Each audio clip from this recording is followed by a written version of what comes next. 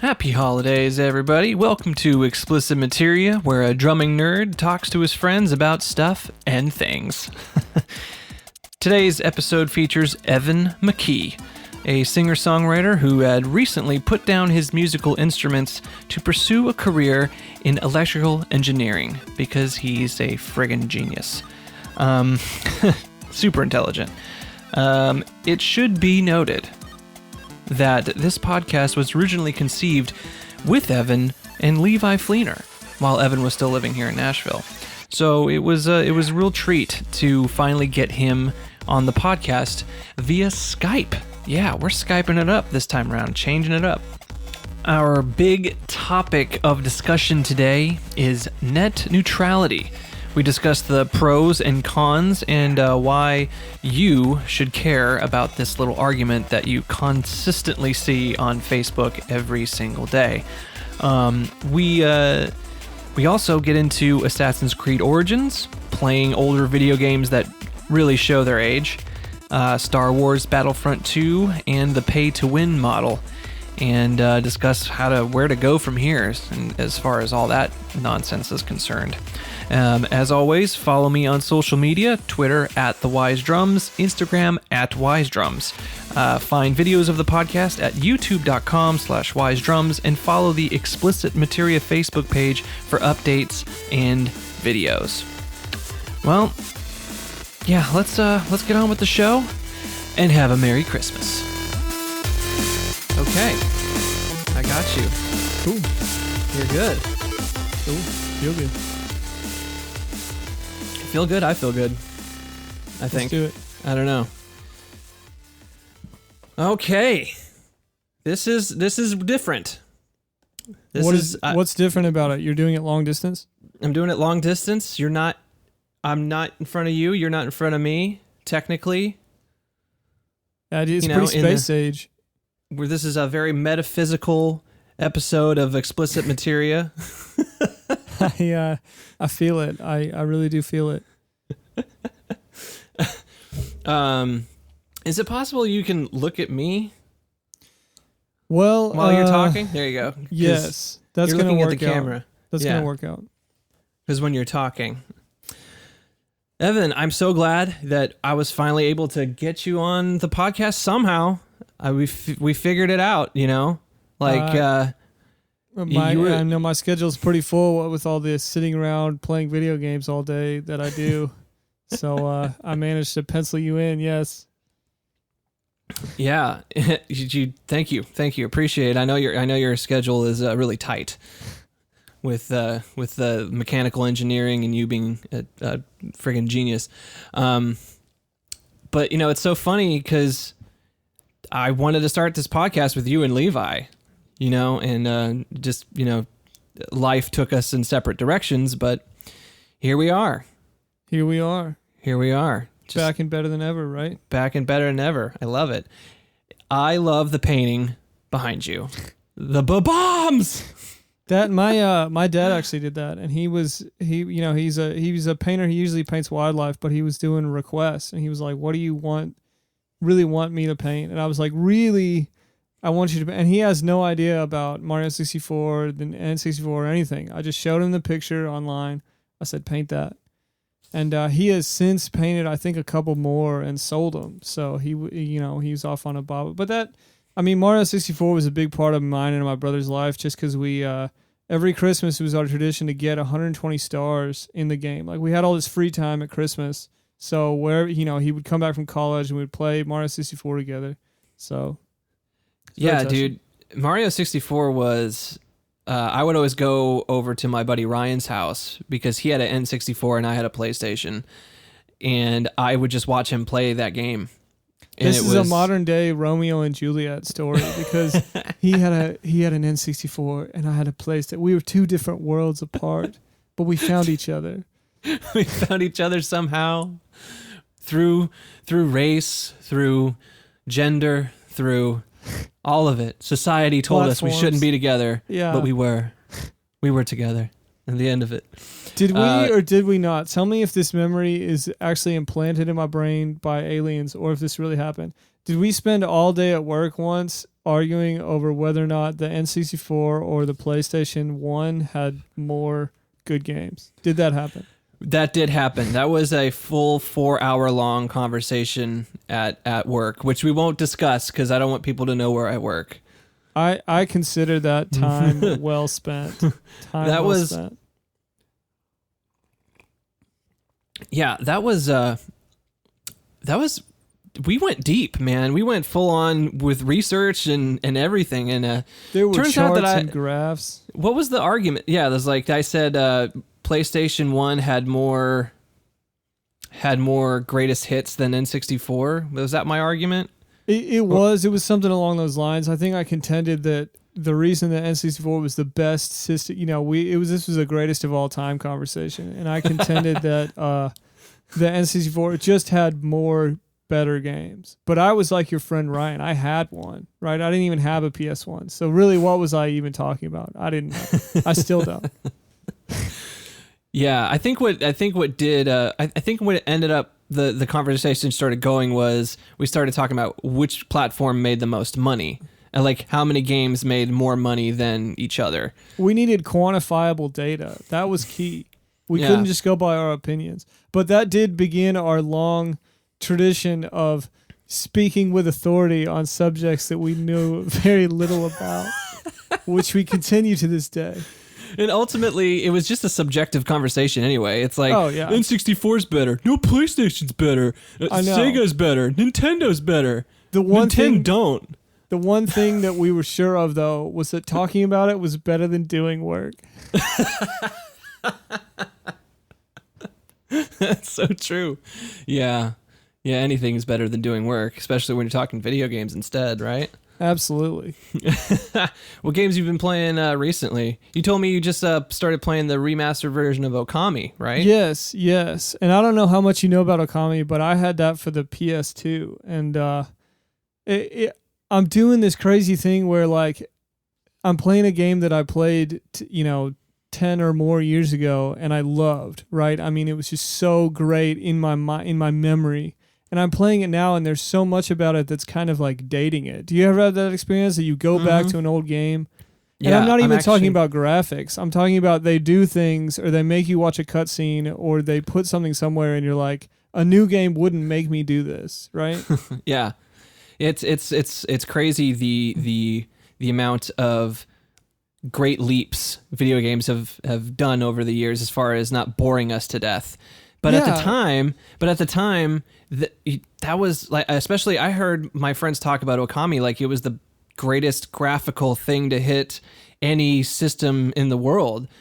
And then you play it now and you're like, okay, I kind of get it, but I think like when somebody makes you watch a really old movie that's like black and white, it was enough back then to just show the camera and have somebody just walk across the room. Because they had never seen anything better, right? They were like, ooh, something's happening. So I think that, Okami had a very unique style. And I remember, just being absolutely enthralled. And I was just like your friends, right? Oh, this is so cool. It's this Japanese brush painting style or whatever. And now I got so mad now because, at every like game like Zelda, that puzzle that they make you hold down a button with a stone so that the door stays open, right? You have to, you take the stone to the button. Yeah, you already know how to do that because you've played a video game ever. Well, in this one, I step on the button and it shows me a cutscene of the door opening. And then when I get off, it shows me another cutscene of the door closing. And I was so mad. I was so irrationally mad. Like, I would have seen that. I would have got off the button and like I was so upset. And now that's what I mean by like back then we were like, oh, I could watch this door open and close all day. And now it's like I don't have time for this. Just give me a marker that shows me where to go and I'll go straight there. I always every now and then go back to watch old cutscenes of the first Resident Evil game. Oh yeah. Because did you ever play it when it first came out back then, or did you ever go to a friend's house to play the first original Resident Evil? I think I tried, but I couldn't turn around. So I was like, I gave up on it. Yeah, those little tank controls, and that you turn a corner, and then the whole camera angle is completely different, and you end up going reverse. You're like, this isn't the direction I'm supposed to be going. I'm supposed to be going southwest, not northwest, northeast, or whatever the hell. It has aged, yes. No, but the best part about it is every now and then I go back and I just listen to the voice acting. Acting, oh, it's great. And is it when great, I say like it's great, oh, it's terrible. It's just god awful. Like, they'll hear a gunshot, and they're like, what was that? I hope it's not Chris. Dude, good voice acting is like... by the way, my glasses keep clickety-clacking on this pop filter, so I'm actually going to take these off real quick. I feel like... Oh, this is like the scene where the girl takes her hair down. You're so much more beautiful with your glasses on. I'm Superman. Yeah, like that was just you were talking to Clark Kent a second ago. This is Superman. This is Henry Cavill. Voice acting. Yeah, how it like all of the games that I love, like intensely love, have amazingly good voice acting. Please, video game developers, shell out the money. Okay, and tell the actors where they are and what they're doing when they say this line, so it doesn't sound all. You know what I'm talking about? Where it's they put the emphasis on the wrong word, and it's like you could have somebody could have been there and been like, no, it's this instead. I think you could find that a lot with Japanese games that get translated to English, and you have to get English voice actors because. I don't know, man. I don't know what it is that sometimes it just gets lost in translation where it just feels a lot more melodramatic than it needs to be. And I think it might just be a translation thing. But I find that as I get older, I'm starting to realize that, man, maybe just going from Japanese to English, there's always just going to be this clash of melodrama because just that's how the translation translates. Even with the last Final Fantasy 15 game, you get that. Even though that these actors are professional actors, they've been in every single game, and did a fantastic job. And quite frankly, the voice acting in Final Fantasy 15 is fantastic. But still, it's still like the melodrama is still translated, and it's like, okay, all right. I don't know. I still love the game. It's like that's not how we would have said it if an English-speaking person was saying it. Is that what you mean? Or writing it? I don't know. I don't really know what I'm really talking about. But back to what I was originally saying is you're right though. Like voice acting has, but nowadays usually if there's a cutscene, they'll put it like green screen. Or a green face, what is it, that stuff that they put on, and they act out the scene in like this room with a big giant green screen, and they video camera, and they close shot face, and those little bulbs, those gray bulbs they put on their faces to get all of their face movements as they're speaking. They're getting really deep into this to actors now, which really I appreciate. And I like how they use, when they go to make a face, they don't just start from scratch. They use like a real actor. Like I was watching, what were we watching? I think the very end of Spider-Man Homecoming. Have you seen that? I haven't. No, I haven't, dude. I haven't. I need to catch up on all my Marvel movies. I haven't watched Age of Ultron. I haven't watched Civil War. I haven't, man. I'm sucking. I was watching the movie, and then all of a sudden this guy comes out. And I jumped out of the couch and I was like, that's Vaz from Far Cry 3. Like, he wasn't talking like he talked, but they used that guy's face to make the villain in the movie. And it was such a good job that like years later, I see him in a random, he's not the star of the film by any means, but I see him in a random scene and I'm like, that's who they used for this face that looked like a thing in a video game. Oh man, dude, I was way more excited than anyone else in the room. Have you been watching Walking Dead? No, I may have given up on that show. Okay, you've played GTA 4, right? Or GTA 5. Oh right? yeah. You're talking about Trevor. Yeah, Trevor is in the latest season of Walking Dead, and he basically is Trevor. Nice. with a mustache. And it's just, man, that actor is just perfect for a villainous role and just a creep. Super talented. He was on Better Call Saul too. Super talented. Yes, dude. he was in Better Call Saul for that one part, right? Yeah. as Trevor again. Basically Trevor. He's also in Broad City, I think. He's also in a couple episodes of Broad City. I haven't watched that show, but I remember like channel surfing and I saw Trevor, or the actor that played Trevor, and I was like, what the hell show is this? That's Trevor from GTA 5. What the hell? Can you imagine a world where people play a video game and somebody does such a good job in the video game that people are like, we got to have him in our show? Like, what world is this? What a time to be alive, Shane. It's a great world, man. And it really is. And LA Noire, I think the best instance of actors in video games, and this is arguable, but I think LA Noire was probably the best instance of that because they used real deal actors. The lead actor he had a role in Mad Men, which I've never watched, but I might watch it now because he did such a good job in that game. And every single other actor that was in there were real actors. They're not video game actors. They are real actors. Yeah. Yeah. And it makes a difference. It makes a really big difference. Yeah. It's fantastic. Love it. Yeah, and also to your point about how you play older games and you're just there. It shows. I just beat Assassin's Creed Origins for the PS4, and it's a fantastic game. Oh my god, it's like if you blend The Witcher 3 with Assassin's Creed. With the exception of there's no like dialogue choices or anything. Okay. But the open world aspect, thousands of quests to do, hunting, and no glitches. Usually in an Assassin's Creed game, I'll get a few glitches that are like, oh, I got booted out of the game, or I got to reset because I'm stuck in the wall. Yeah. And I never got that, not once. And it was graphically amazing, and the storyline was simple but to the point and still engaging at the same time, and it's just a great game. Ubisoft deserves every single high score that it's gotten for that game. If you haven't had a chance to play it, if you hadn't yet, it's great. It's fantastic.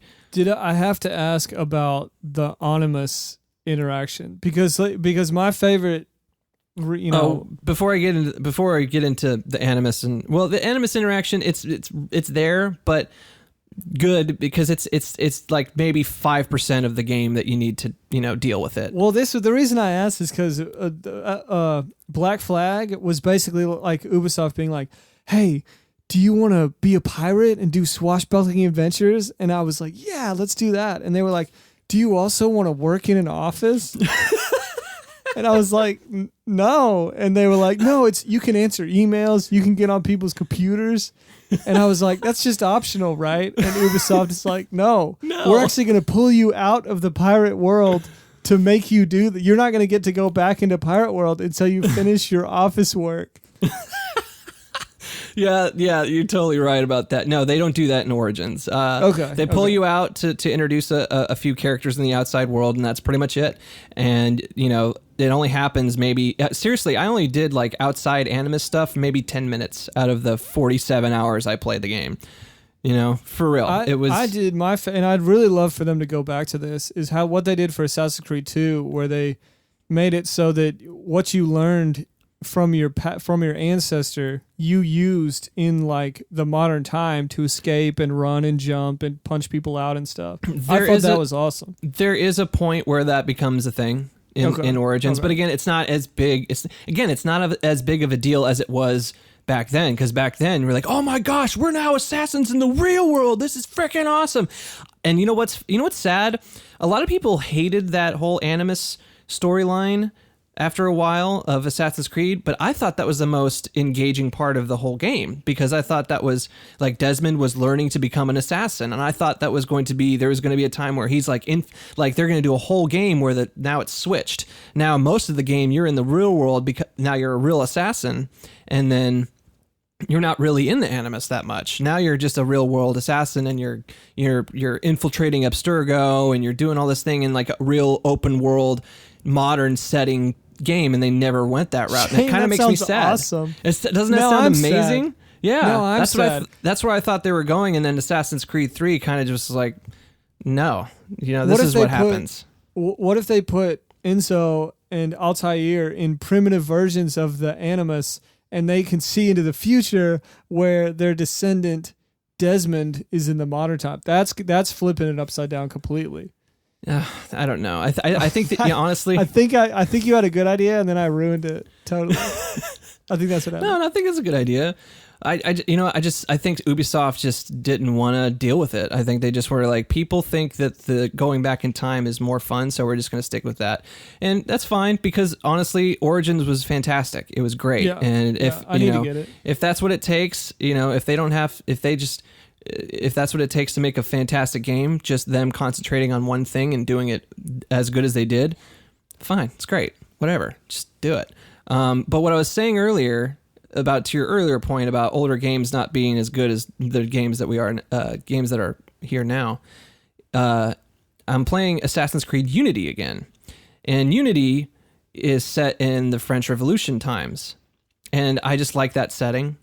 Just to be an assassin during a revolution, and everyone, the thing about Unity is when you're on the ground, there is just hundreds of people just walking around, and it's just so chaotic, and I like that. But at the same time, the climbing is the game is dog shit compared to Assassin's Creed Origins. It really is. But when it came out, I mean, it was dog shit then. People hated on it. But then they upgraded it, and they put some patches in, and it made it okay, and it was decent. The last time I played it, I was like, this is actually a pretty good game. And now I'm playing it again, and I'm like, yeah, this game kind of does suck a little bit compared to the new Assassin's Creed. It's, we're spoiled, Shane. We're spoiled. We can never go back. We just have it all now. Yeah, I do kind of miss, the combat system they did with Origins is it's basically not the Batman Arkham system. Like you just wait for the guy to come at you, you hit counter, or that like counter button system. Yeah, that was Shadow of Mordor. Yeah, Shadow of Mordor. I love those games. I actually like that combat system a lot because it doesn't involve a lot of thinking. Yeah, I like that. Yeah. But it's still a great combat system. It's straight up kind of like The Witcher, where you have different weapons. The Witcher doesn't have different weapons, but what game am I thinking about? Just RPG games where you can choose between a spear or the dual blades or long sword or stuff like that. So it's great. It's a fantastic little game. If you say Origins is good, I mean, I trust you. That's one that I definitely need to check out. And man, The Witcher 3 has just changed games forever, especially open world RPGs. It's like it seems like CD Projekt Red looked at BioWare and I was like, oh, that's cute. That's a cute way to do an open world game. Here, hold my beer. And then they just made The Witcher 3 and just blew everybody out of the water and was like, this is how you make an open world RPG. It really was, and I really appreciated the Fallout New Vegas kind style of every quest. It's almost like there are fewer quests, but they're much deeper. And every quest is very, very dense. There's characters involved that you actually care about. You go and you finally fight the bad guy, and he's like, oh, I did this because my mom just died or something. And now everything has angles to it. Everything has shades of gray. And I loved that about The Witcher 3. Yeah. I can't think of a single time where the decision that you had to make was obvious. It was like a good versus evil decision. It was always more nuanced than that. And I just thought that was really, really cool. Yeah. The save the children quest. You can either save the children or you save the wife or something. Something and like there's that. So it's choose one, because the children ain't going to survive if you save the Baron's wife. But if you save the Baron's wife, the children are going to die. Oh, yeah. Yeah. Did you get the DLCs? Oh, I got all of them. They're phenomenal. The one that's based on France is awesome. Oh my goodness. Didn't the DLC win Game of the Year? Something like that. I think the DLC won Game of the Year. I'm not sure, but I'm pretty positive it did. It was its own. So it was like just another Witcher 3. It was amazing. I just cannot wait to see what they come up with this Cyberpunk 2077. What did speaking of which, I did want to pick your brain about this, because this happened in the news about, I don't know, a month ago, and I haven't really had someone who's much into video games as you are on the show. What did you think about this whole Battlefront 2 Star Wars fiasco? Did you hear about that? Yeah, and I think there was a lot of like play to win anger that had built up, like that had been kind of festering to a boil, and then it all kind of came out onto Battlefront 2. You know, people took it like really personally, that they were like, this is everything we hated about the first game, and you're bringing it back in spades. You're doubling down. It's just to kind of see what will tolerate and stuff. And I know a lot of heat was on Battlefront 2 specifically, but kind of around that same time and kind of causing the same kind of ire, there was a patent filed by Activision Blizzard. And I don't know if you heard about this, but they had filed a patent that they were going to have like, okay, we're going to play online, we're going to play a shooter online, and there's a special gun that I can only buy, right? It's like DLC, or it's like, you know, it's 99 cents to buy this gun. Well, until I buy the gun, they're going to seed me and match me against people that are way better than me that have the gun. So when they're beating me, I think it's because they have the gun.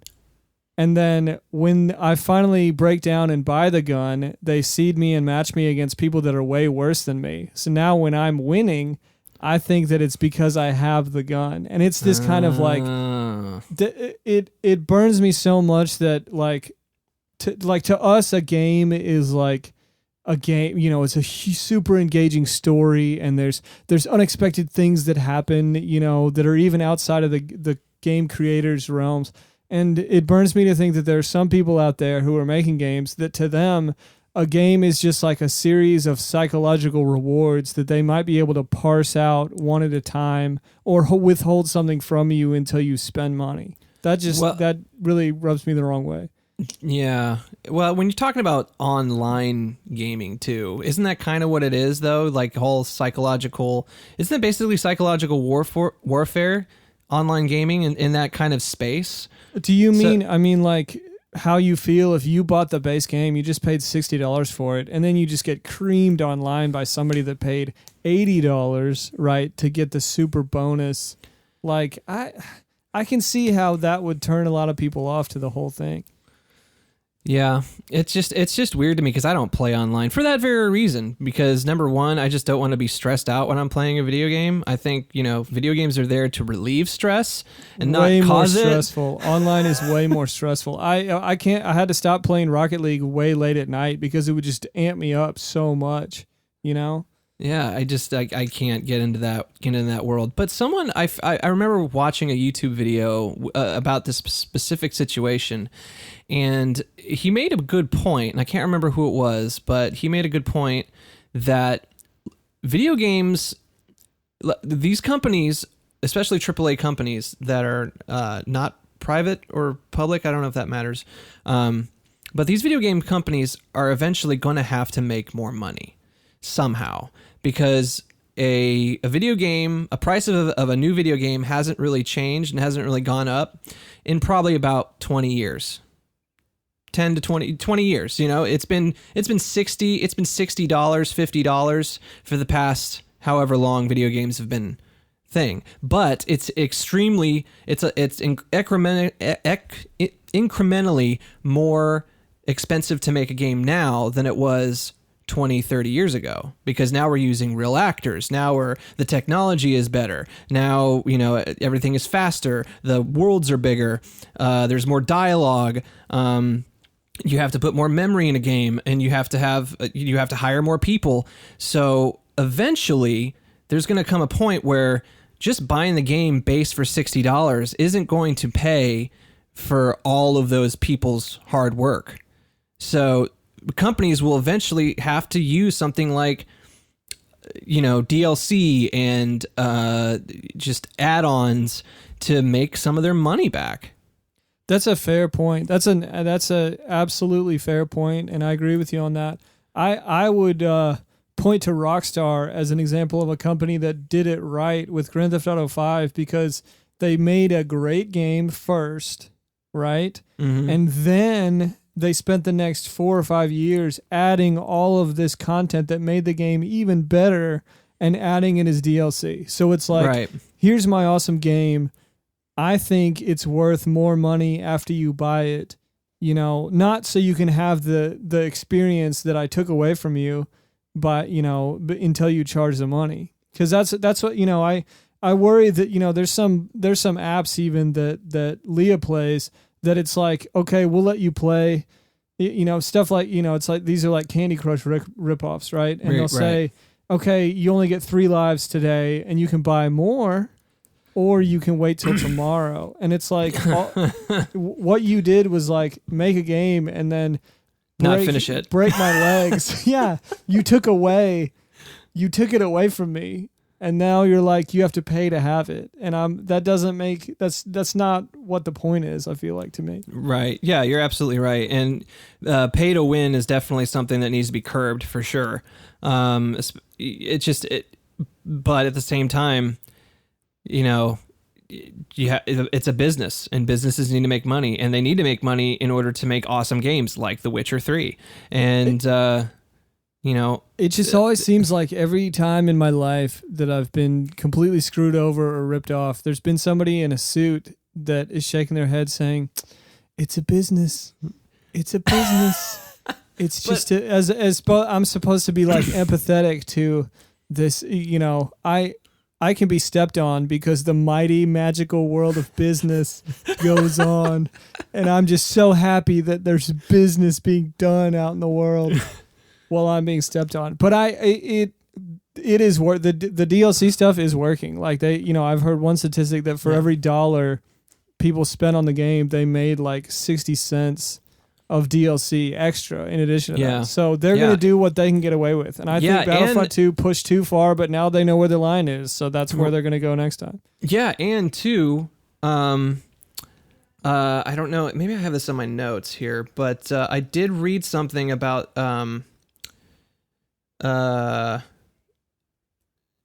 how the pay to win stuff, the add-ons, and the trouble that Battlefront 2 got in.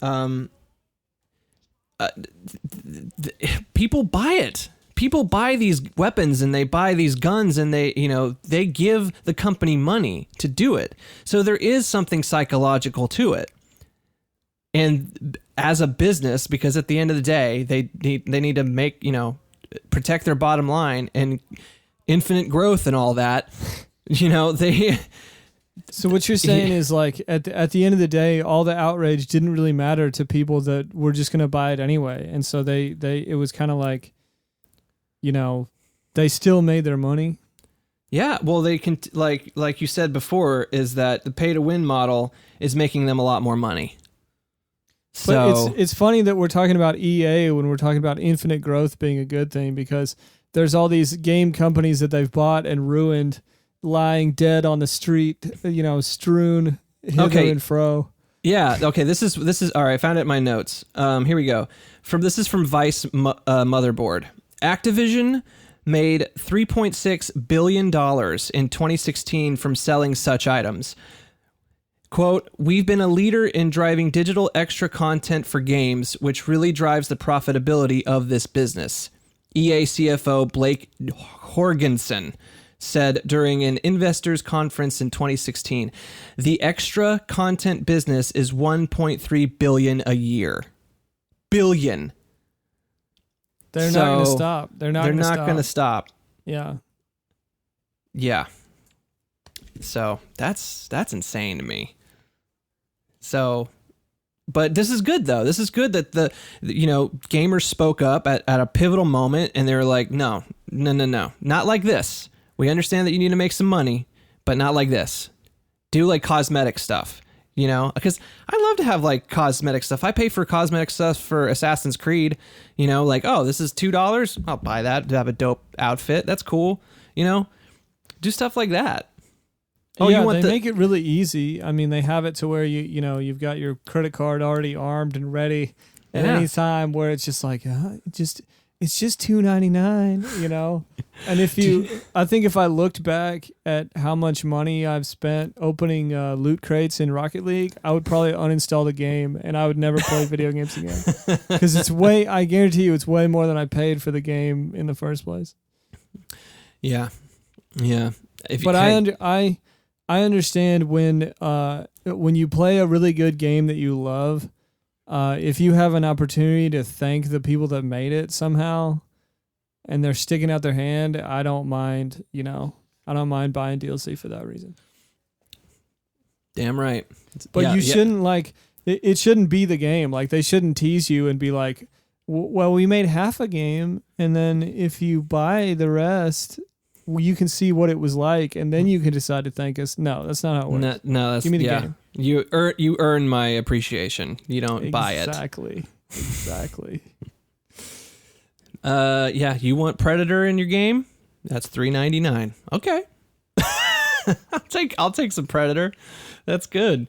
And that's I did want to, so let's move off the topic of video games just for a moment, because I did want to talk to you. We did have a little bit of a discussion about net neutrality, and you definitely have opinions and thoughts on this, and I do not, because I am ultimate fence sitter. That is what I do, because I don't feel like I'm educated or smart enough to hold on to an opinion for very long.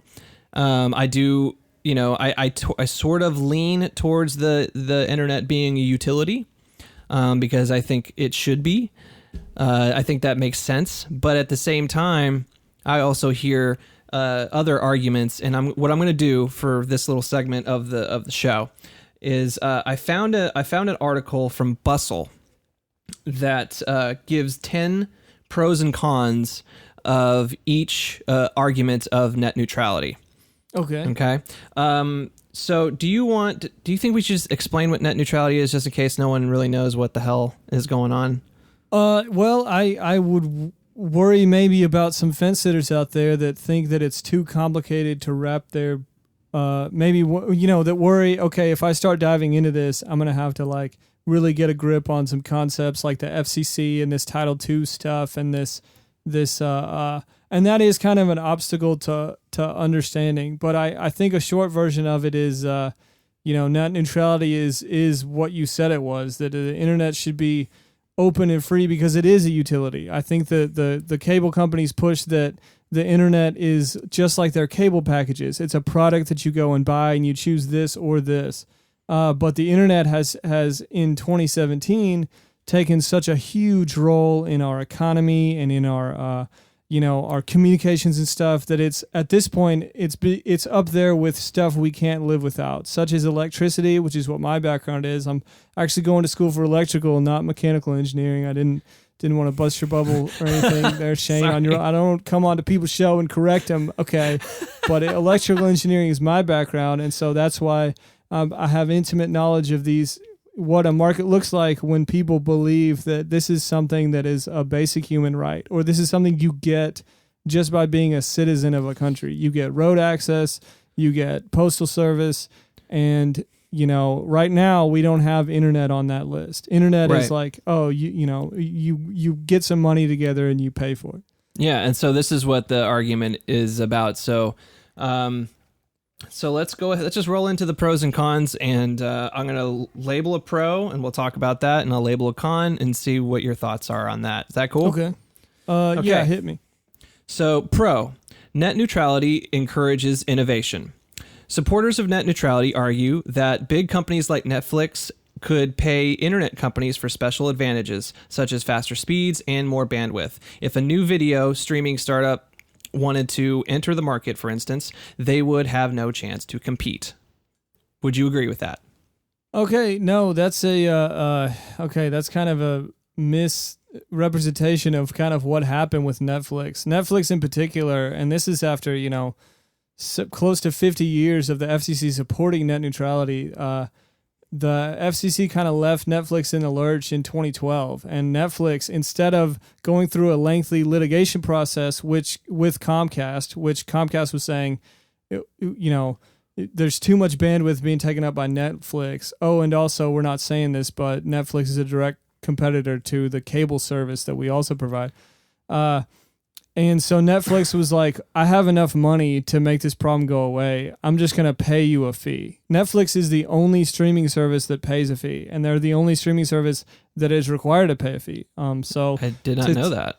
To worry that, okay, maybe there's another Netflix that comes along, like I think that situation might look different. But this is what will always happen when there's an economic principle that you don't want the same company owning both the Mississippi River and the boats that are on it. Because if you do, some other competing boats will come along and you'll say, you can't use my river if you're going to compete with my boats. And that's the reason, that principle is the reason that the government owns the roads that we drive on. Because if Ford Motor Company owned the roads that we drive on, they would charge for Chevy riders to ride on it, right? Yeah. If the government owns the postal service. If Amazon owned the postal service, they would charge money for Alibaba customers. So we say this is a public good. We're all going to share. Okay, the government's going to be in charge of it, and we're not going to worry. The way the telecoms are set up, the same company both delivers the internet to you and also delivers content such as cable, which is why they throttled Netflix, such as phone, which is why they cut off VoIP. That internet phone, people were like, hey, the internet's pretty cool. I can actually make calls with it. And Verizon and Comcast were like, the hell you can. That's what we do, right? We're the call making people. And each time that these things went down, the FCC would fine them because it was like, net neutrality. That was a position that they didn't just support. They actively pursued it and was like, this is it's only been, I tried really hard to find a single FCC chair that didn't support net neutrality. And the one that we have now is the only one that's been anti-net neutrality. Right. Okay. That's okay. And then I'm going to read the con. Oh, yeah. You did ask me a question. Here's the con. Net neutrality supposedly stifles innovation. Gone are the days of waiting 10 minutes on your dial-up phone for a GeoCities page to load. Remember that? God. But Pi argues that strict regulations maintain the status quo and stifle competition among websites. Rolling back net neutrality regulations could give companies the flexibility to experiment with new business models that weren't allowed in the past. On top of that, internet providers could still help out online startup companies by exempting them from data caps, for example. What do you say to that? The new business models that he has in mind are where you have to pay extra to get your internet unthrottled. So I don't really support that. Yeah, that's a little weird, right?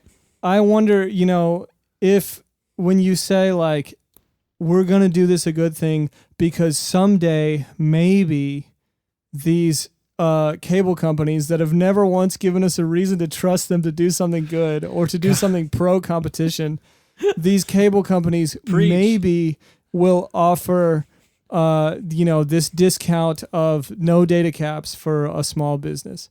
They could maybe do that someday. Cool. I mean, I hope they do, but I am fairly certain that, they'll probably do something much more horrific. Yeah. With you on that one. Okay. Pro. All internet data should be equal. Rule limits. Quote, all internet data should be equal, unquote. Rule limits the power of corporate greed. Yes, I 100% agree with that. And Pi will use the word, libertarianism is very popular now. And so people are very anti-regulation. They think regulation is a curse word. The government destroys everything it touches. So when he's selling this, he's saying we're rolling back regulation. We're just taking regulation away. But like the reason that they haven't, the FCC is a regulatory body that has kept them from doing this up until now. Like, it's so bizarre. And I don't think enough people are talking about how bizarre it is. Like the raison d'etre for the FCC, the reason they exist is to keep the cable companies in line. So to hear them agree with everything the cable companies say is like if somebody worked for Big Tobacco and then became the Surgeon General and is like, oh, smoking doesn't cause cancer. What? No, of course not. We're not going to enforce that anymore. See ya. That's what's going on. Yeah. Okay, con, but in reality, all internet data isn't equal. Okay, but consider that services like BitTorrent allow users to download exabytes of software, movies, and music illegally while straining the network built and maintained by telecommunications service providers.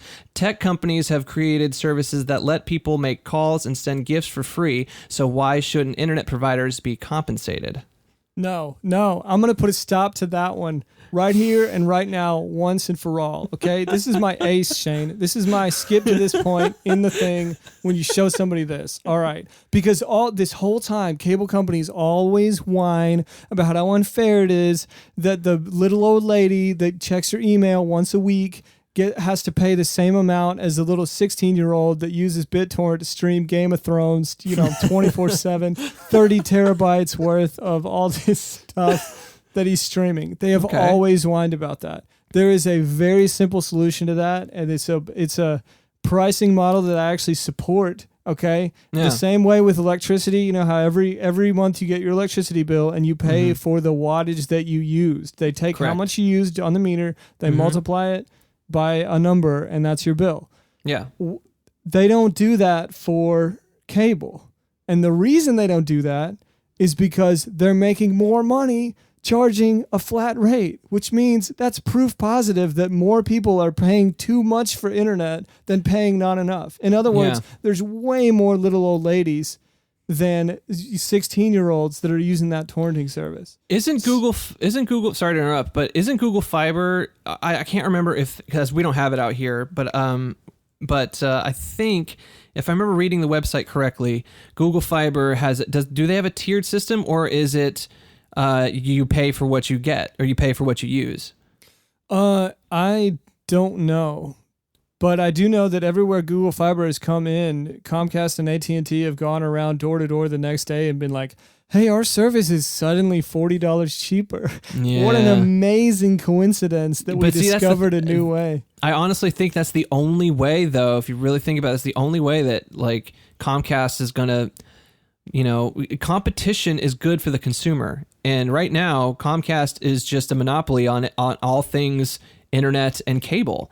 So Google, I think, has a fighting chance because they have billions and billions of dollars. They can really take the fight to Comcast, and they got to do it, man. They got to be. I have problems with Google. I think everyone has problems with Google, but in this particular instance, I want them to beat them senseless. They're like the underdog in all of this.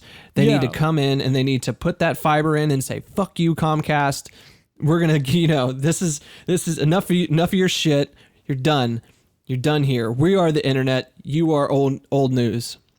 We do, and we have a lot of high hopes for Google. But if you imagine for just a second, if everybody thought the way you did about how the internet was a utility, right? Yeah. Like how ridiculous this conversation would be if we're talking about like something that we take for granted, like roads. Like if we thought of the internet the way we thought of roads. Yeah. And it's shit like we don't think about it, right? We just use it to get from here to there. Right. And we wouldn't walk outside and there's two people there and one's like, hey, I'll let you use my road for this much money. And one's like, I'm a competitor. I'll let you use my road for this much money. We would just be like, get out of my way because we're getting from here to there. And that's why that I think it all begins with that perception of like the internet is not a thing that you should have to go to Comcast or AT&T or even Google for. Right. On to the next pro. Let's hear it. Net neutrality prohibits internet providers from censoring content. Net neutrality guarantees, to a certain extent, freedom of expression and choice in what content we consume. Under current regulations, well, now not so much, but this article was written like 2 months ago. But under current regulations, internet providers cannot censor content or use their network to promote one website over another. In other words, Time Warner, for example, can't give more bandwidth to news sites that support their corporate interests while limiting the bandwidth for others. That's, you agree with that? Yes, Yeah. that sounds awesome. Let's keep it. Yeah. Con. Tech companies already choose what we can and can't see. Some might point out that while internet providers don't choose our content for us, social media websites do it already through platform partisanship. Critics have accused Facebook of political censorship and Twitter of not enforcing its rules evenly. See routine Twitter rule violator, Donald Trump. But to the point of there is a little bit of censorship going on as far as people who are deemed troublemakers, like I guess Milo Yiannopoulos got in trouble. I mean, I don't really like a lot of stuff that he says because he's just a giant troll and he does it to get under people's skin. But at the same time, I'm kind of a free speech guy. It's like, if he says something to offend me, it's my choice to let it get under my skin, or, should I just walk away, or should I let the government or Twitter, for example, just block him and censor him? Like, what's right? I don't know really what the right move is when it comes to people like Milo. Censorship is a whole nother argument that we don't really need to get into, but that is a thing. I don't know if it necessarily goes into net neutrality though. But what would you say to that? If you turned in a paper that had that con written, I would get probably 25 points taken off, because the crux of the argument is basically, I killed a bunch of people, but so did Hitler, so it's cool. They were like, yo, censorship might happen if we take away net neutrality. And then the con is like, but censorship already happens from other people. Yeah, that's a good point. Good point. Wow. See, you and me are on the same page that we don't like censorship. So it sounds like we're with the pro on this one. Yeah. I'm pretty much with the pro in the way that I'm so glad that we're having this conversation with you, because you have a unique insight into it because of your electrical engineering background. I did kill a bunch of people, so that's why. Pro, a level playing field keeps prices down for consumers. Yes. Tim Berners-Lee, one of the founding members of the internet, stated, "The internet was created with the intention that it remain neutral and non-discriminatory. Putting regulations in the hand of network providers could allow them to create a tiered internet system. For example, if a music streaming site wanted to be in the top tier, the fast lane, it would have to pay for it, unless it wanted its users to suffer from buffering streams. To remain profitable, that company might increase its premium subscription rate or make its free service no longer free. Only people who can afford the price hike can listen to the music through that site." That's a valid point. That's absolutely true. I do agree with that. And I'm hearing this and I'm thinking about how the electric grid developed in the United States, and how there was never, ever, no power company was ever whined about more people using appliances in their homes, which took more power, because they knew that their existence was not to make a profit for themselves, but was to rather provide power to every single person that needed it. And that's the thing that's missing here.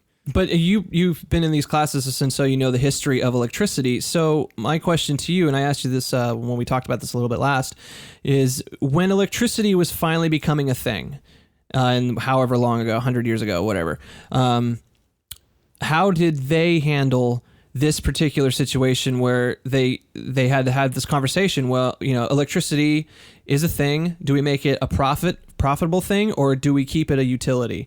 So what happened during that time?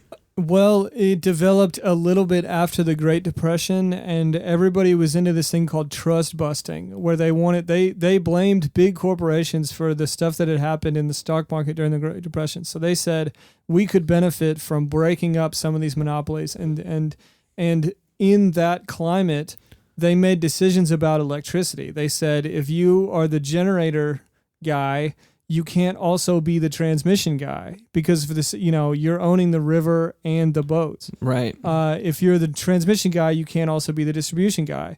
And they knew they had to be so careful. They anticipated all of these problems that we're seeing now because of the way that telecoms are structured. I don't consider Comcast and AT&T evil. I think they're doing what is inevitable given the structure that we've given them. And the founding fathers of electricity, I guess, they saw this coming and they said, if we're going to make this a utility, it's going to be a government sanctioned monopoly. You only have one choice on electricity, right? You have NES, that's your distributor. Yeah. Yeah, but it's always pretty cheap, right? You always have pretty reliable electricity, and you pay way less on electricity than you do cable bill, right? Correct. Yes. That was always the beginning of this search that I made because all my life I'd heard regulations are bad, the government interference is bad, but then I saw this market where there was so much regulation and so much strict government interference, but it was an example of regulation done correctly, and that's the electric market. And I would say, here's this other place, this wild west of competition where there's all this free market competition, allegedly, in the telecoms, but my cable bill is way higher because they're profit-focused and not consumer-focused. They're not focused on what the people need. Absolutely. Yeah. Con. We're going to con. Low data consumers have to pay as much as high data consumers. So this is to the point that you brought up earlier that, that's just it's a dumb argument. So like here they say critics of net neutrality point out that consumers burn through data in different ways, which means heavy data users pay proportionately less than low data users.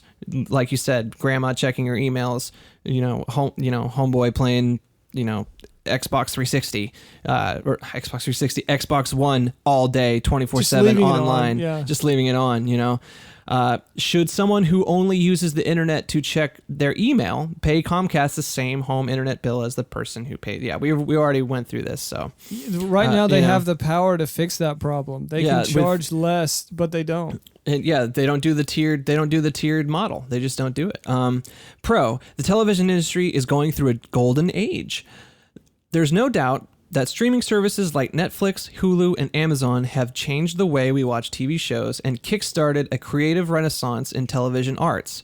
Trickling in with the golden age of television, streaming sites are also investing in original movies now, like Netflix-produced Okja. What is Okja? I don't even know what that is. If it's based on the hit video game Okami, maybe it's worth checking out. They probably could have used a different Netflix show. I don't know. Is there like an ad off to the side for Okja? It's interesting. Like better show. Con: streaming companies take advantage of infrastructure.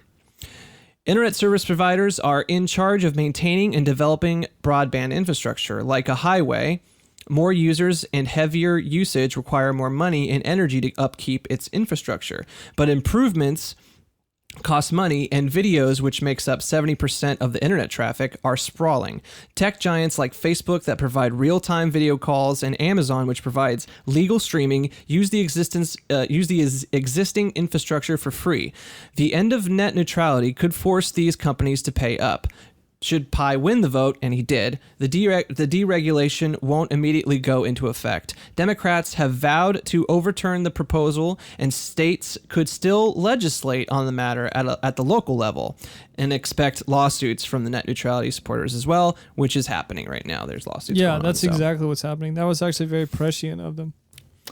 So yeah, that's pretty much it. I like how the very last there was a lot. I feel like there was one sentence where, because I'm internally a 12-year-old, you kept being like, and the golden stream trickles down the face of America. What? I'm a terrible speaker, so I skipped that class in high school, or college, or whatever the hell.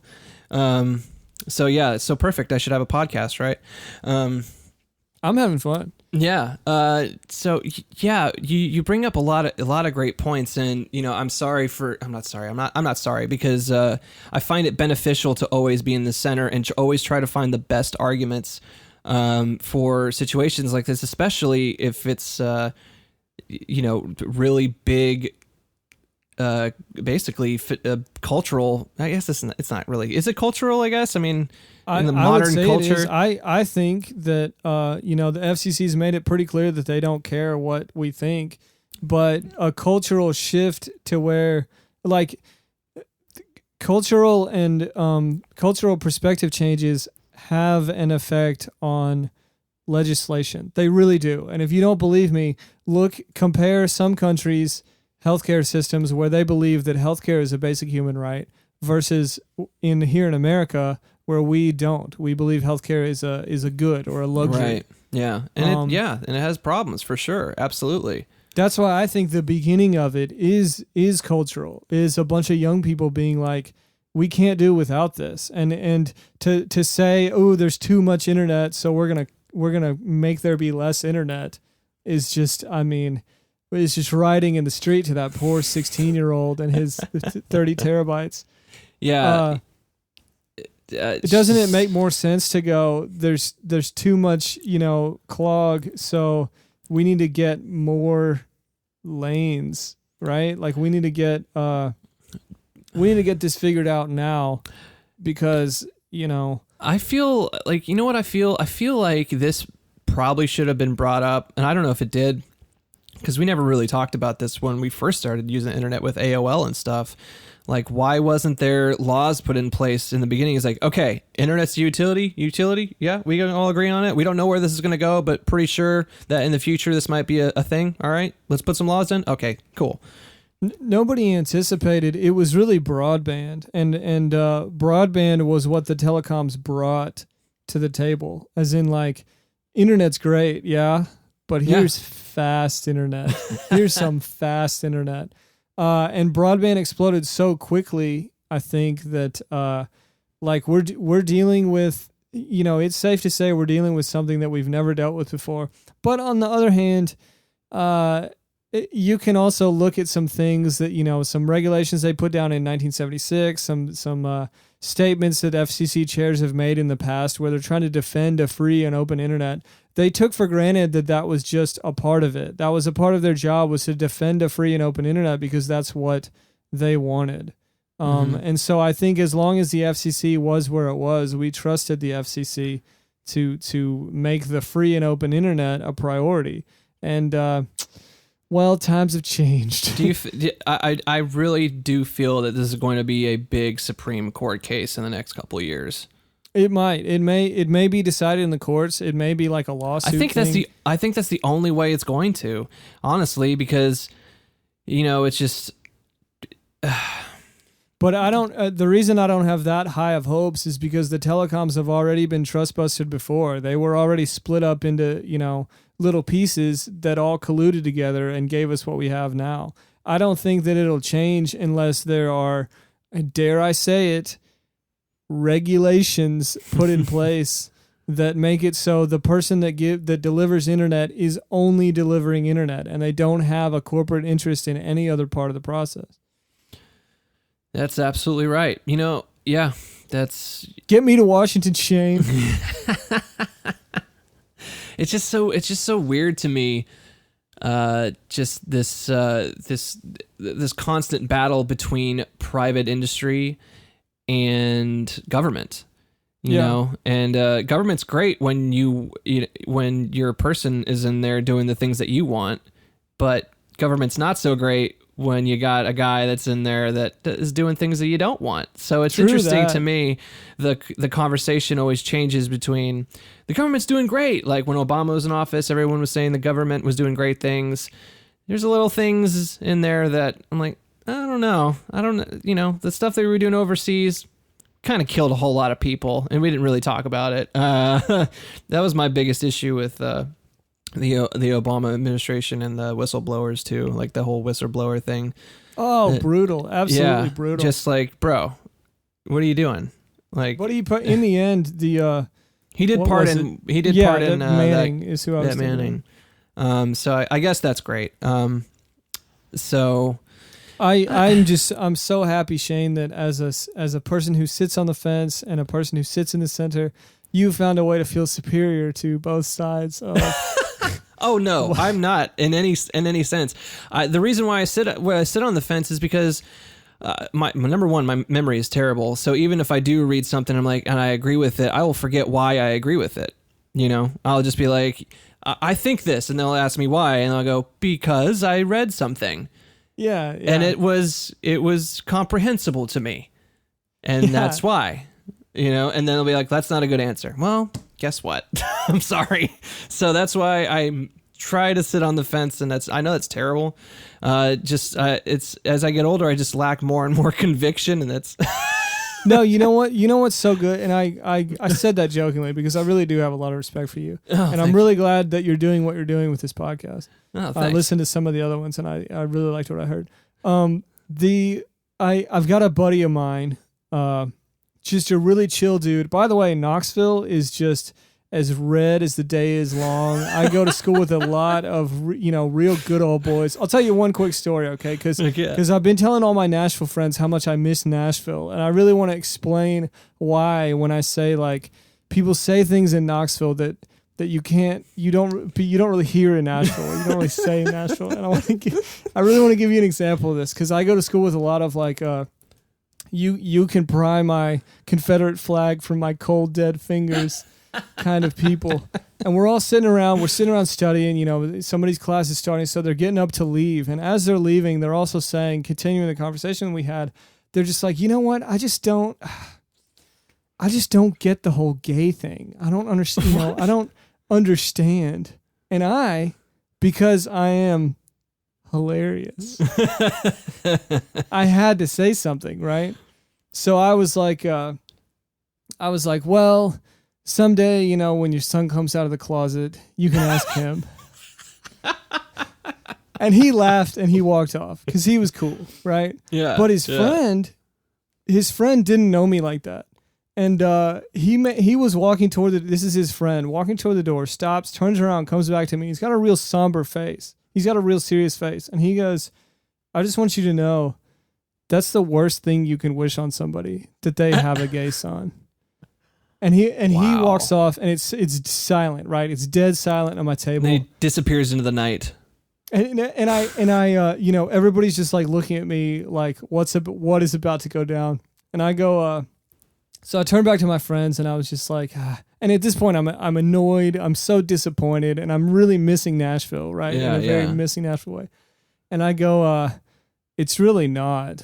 And my friend Lenny, God bless Lenny. Okay, he's an Army guy, right? They have all kinds of diverse experiences. Yeah. So I mean, he's seen it all, and he's so I'm expecting. I got really high hopes for Lenny when he opens his mouth. I was like, yeah, Lenny will know. Lenny will agree with me. Because remember, I just got finished saying, it's really not the worst thing that can happen. And Lenny goes, yeah, your kid could like be born with a caved in head or something. Oh, come on, Lenny. Lenny. Jesus. I have that conversation like at least once a week where somebody is like on the verge of saying something woke, and then they like veer off at the last second, and it's just it's so funny to me. So that's what I mean. So but the reason I say that though is because like I said, we have a lot of discussions along these lines. And Lenny, I actually have a lot of respect for Lenny because he's very even-headed. He's very like not conflict. He didn't say that because he was homophobic. He said that because he likes to make everybody happy and keep everybody happy. And I, love him to death. But we had a conversation one time, I think about the Electoral College, and I was just on fire. My face was red, and I was just like, this, and this just can't be. And he looks at me, and he has one of those moments, where you're like, the next thing this person says is going to be super wise. And he looks at me, and he was like, it wouldn't be an issue unless there were good points on both sides. And I was floored. I was so mad at him because I was like, damn it, Lenny, that kind of even-handed conversation has no place in politics today. None whatsoever, right?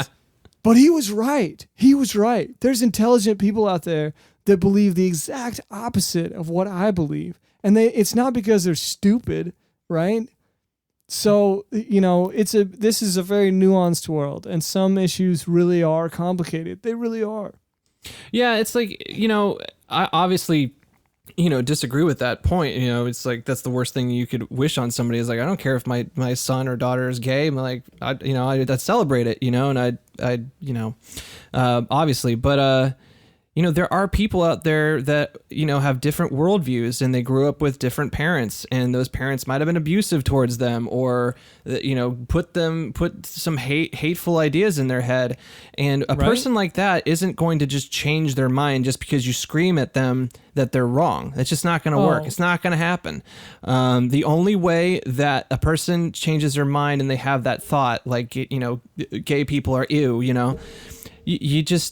the only way that they're going to change their mind is if they just hang out with gay people and just be around them and be like, look, they're just people just like you and me, that there's nothing scary about them, and then that's the only way. And that's what you're seeing, because in today's world, it's a lot better. I mean, this is coming from a straight person, obviously, but I feel like it's a better world for gay people now than it was 20 years ago. Obviously there's still, some work to be done, but there's always work to be done. But perspective is very important when we're talking about these issues, because gays can finally federally get married. There's no roadblocks, unless can the state still do something, but it's federal, right? So it's like, if a state says no gay marriage, the federal overrides that anyway, correct? Yeah, I think they shut down that lady in Alabama. Right. So that was the. That's a win. This is federal. Yeah. That's a win. So what's happening now is, we have all these people that think, they don't think a whole lot of gay people. Now we have to deal with those people. So what do we do? Do we scream at them? Do we, completely alienate them, or do we just either ignore them and just let them live their lives, and they'll, hopefully they won't come screaming at us if we don't scream at them, or I'm losing my, we need more. If the solution is to hang out with gay people, then we really need more gay people in Knoxville. We just need a mass migration. Well, there are. They're hiding because it's the South, and what is that? What is the show I just watched? Have you watched Ozark yet? No. Dude, it's great. It's fantastic. And there's a moment, no spoiler alert. There's a moment where you realize, oh, this person's gay. Okay.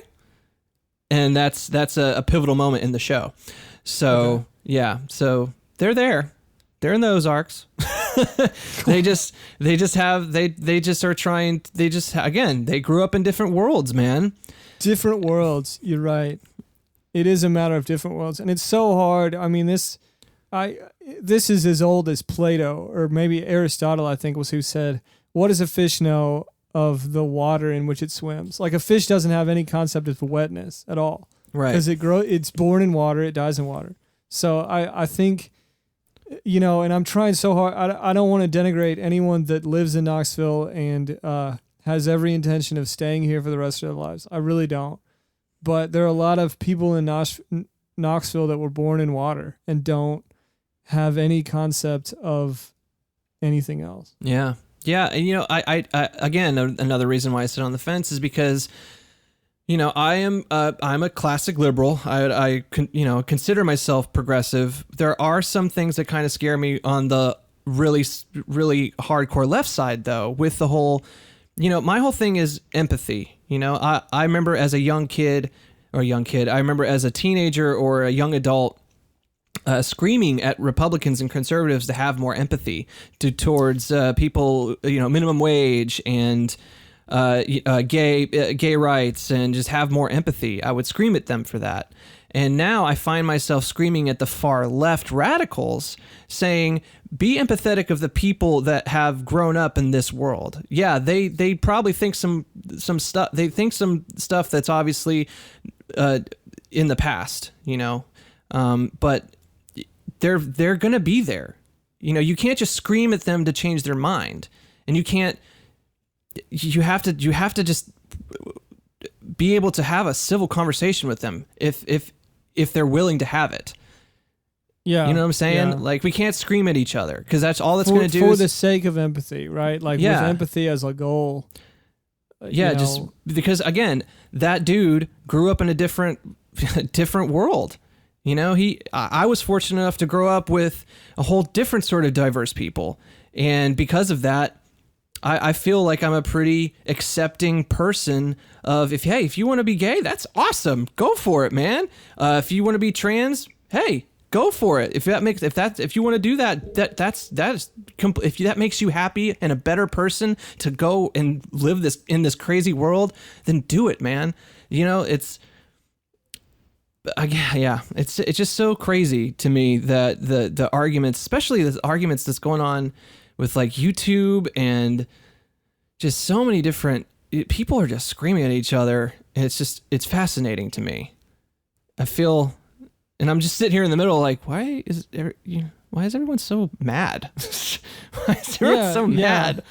And it's weird. I think it's interesting that I link it to geography. Like, I have points in my life, and I have the Nashville life, and I have the Knoxville life, because I don't get all of it. Okay, I'm not completely 100%, woke, but I get some of it, and I didn't get any of it until I moved to Nashville. And so I really feel like I owe it to Nashville to spread that love, to spread the I guess empathy. That's where my empathy comes from, is Nashville. Yeah. There's an awesome video by Joyner Lucas. He's a hip hop guy, and this is veering into Black Lives Matter now. But he made a video that it was literally both sides of that little fight that was going on between Black Lives Matter and All Lives Matter. And is there a guy in a chair? Yeah. It's a guy. I didn't watch that, but I know. You have to watch it, dude. It's amazing. Okay, it's amazing because it's a dude in a chair, white dude over heavy set, wearing a "Make America Great Again," and the song is called "I'm Not Racist." So already I'm like, because it looks like there's some white guy just saying "I'm not racist." But then you watch the video and realize like, oh, this is just a hip hop artist. Okay, I get it. This is a music video. I get it. Yeah, and then at the end of the video, it's just like both these people are just screaming at each other, and at the end, they realize that we're just different people, and we grew up in different worlds, and that there's this part at the end where I have chills every time I watch it, because at the end of the day, all of us, regardless of race or sex or anything, we all live in different worlds. We all had different parents. We all had different environments. And if we're not going to understand where another person comes from 100%, it's just not going to happen. No matter how empathetic you can possibly be, there's no way. So there's going to be some point where we just look at each other and agree to disagree and just respect each other as human beings, shake hands, hug, and we're like, okay, see you, bye. That's the dream. That is the dream. And I think you're right. I agree. I think that's a good stopping point. We went really deep there at the end. Dude, it got real, didn't it?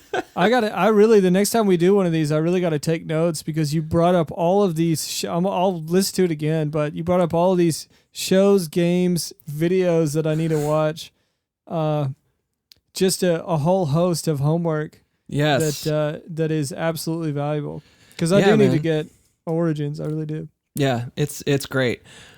All right, man. Well, thanks for being on the first episode of the Skype cast. Thank you, dude. I feel great. I feel like a weight has been unloaded. I really hope this turns out well. We didn't have any glitches. Your face looks amazing. And dude, when I hit stop on this recording, it could delete everything. There's a really high chance that it will all be gone completely. It's so totally there's this fine. element of I hope that what I said was worth you having to mix later. I'm sure it'll be fine. And even if that doesn't work, the vocal quality that's coming from the Skype right now is actually working out pretty well. It wasn't grating to me, so hopefully it's not grating to. Okay, now it's not. Don't touch that. That really hurt my ears. I was gonna show you I'm wearing 2 sets of headphones, Shane. I thought you'd be proud of me. I am proud for going of you. above and beyond. But I'm I always hurt proud of I'm you. sorry. Do you want to say where people can find you? Twitter? Do you do the Twitter stuff? Do you do the Instagram no, stuff? I was listening to Beta Talk, and I had this real Nashville homesickness because she's very Nashville, and she was like, this was in I guess your last podcast, and Yeah. she was like, yeah, so I was talking to these people, and then we made a movie, and then I met these other people, and we started a band, and I'm like, oh my gosh, I don't have anything to promote. I'm gonna get on this there tomorrow and be like, hey, yeah, so I made Mostly Bees this semester. That's my thing. Well, you're a songwriter so, too. Next time I'll have you on the podcast and we'll talk about music a little bit. We definitely have some all good. stories. We definitely have some stories of touring together. That's actually how we met. Me and Evan actually met. He played bass and I played drums for an artist named Aaron Kelly, former American Idol TV star. Absolutely. We have, hey man, the bond. I think that the bond that you have with someone that you play music with is completely different than any other connection. Absolutely. Like, it's not a friend, a brother, a parent. It's like something else completely. It's Absolutely. on another level. Absolutely. I'll always have those bonds. Yeah, you're 100% right. All right, man. I gotta get ready for bed and brush my teeth and stuff. Do it, Which man. is like a process Absolutely. now, because I'm like, when you're older now, you gotta like wash your face, and now you gotta like actually you wash take care of yourself.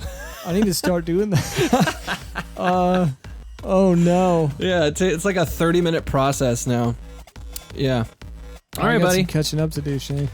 It's All good. right, yeah, good talking to you, you, man. Absolutely. Thanks for having me. Thank you so much for having me. This is a blast. No problem. All right, dude.